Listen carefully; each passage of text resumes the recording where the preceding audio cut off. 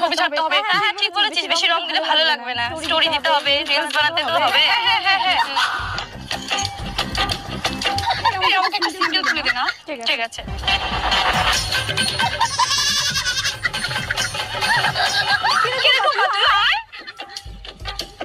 আমি যাবো না, তোরাই রং খেল। আমার বয়ফ্রেন্ড আগে রং দেবে, তারপর আমি রং খেলবো। বাবা আচ্ছা ঠিক আছে।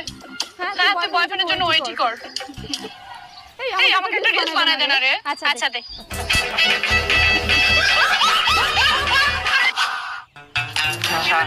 হ্যাঁ